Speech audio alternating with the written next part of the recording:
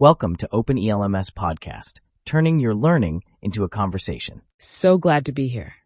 Today's topic is a big one, men and relationships.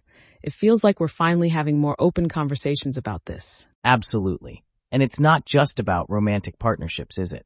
The skills we're talking about apply everywhere. Family, friendships, even at work. It's about building stronger connections across the board. Right. It starts with self-awareness and emotional intelligence. But let's get into the nitty-gritty.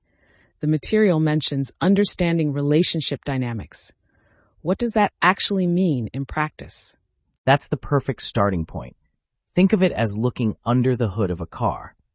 Every relationship has its own engine, its own unique patterns.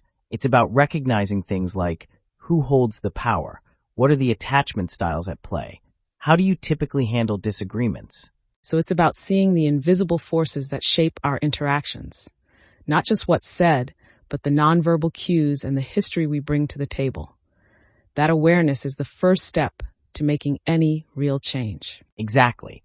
And once you have that awareness, you can start building on a solid foundation. The core pillars are what you'd expect: trust, respect, and mutual understanding. Without those, everything else is, well, it's built on sand. It sounds simple, but maintaining those pillars takes consistent effort, right? It's not a one-and-done thing. You also need shared values and that feeling of safety to be your authentic self. You've hit on the key. It's about creating a secure environment. And the number one tool for maintaining that environment? Effective communication. The big one. Communication. So many misunderstandings boil down to just bad communication habits. What are some key strategies here? A huge one is using I statements. Instead of saying, "you always do this," which immediately puts someone on the defensive, you say, "I feel hurt when this happens." It shifts the focus from blame to your own experience. That makes so much sense. It's about owning your feelings. And the flip side of that is active listening, which is so much more than just waiting for your turn to talk. It really is. Active listening is about fully concentrating, understanding, and remembering. It's about showing the other person they've truly been heard. It's a skill that can transform a conversation. Okay, but let's be real. Even with the best communication, conflict is inevitable. I think a lot of people see conflict as a failure, but it doesn't have to be, does it? Not at all. The goal isn't to avoid conflict. It's to manage it constructively. It's about shifting your mindset from winning an argument to solving a problem together. The goal is resolution, not victory. I love that framing. Resolution, not victory. So practical tips. What do you do when emotions are running high and you're about to say something you'll regret? Take a break. Seriously. Step away, cool down, and agree to come back to the issue later.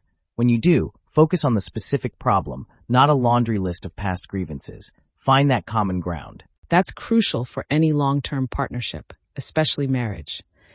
It's a lifelong journey that demands continuous nurturing. You can't just set it and forget it. You really can't. It requires adaptability and resilience. Life throws curveballs. The key is to keep investing in the relationship. Regular quality time, showing appreciation, and having a shared vision for the future. And that brings us to another huge role for many men: fatherhood. This is a profound responsibility. It truly is. Being a father is so much more than just providing. It's about being present, emotionally available, and actively involved.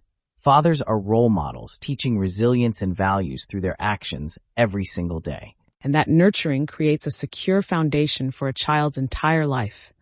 It's about creating a sense of belonging, not just for the kids, but for the whole family unit.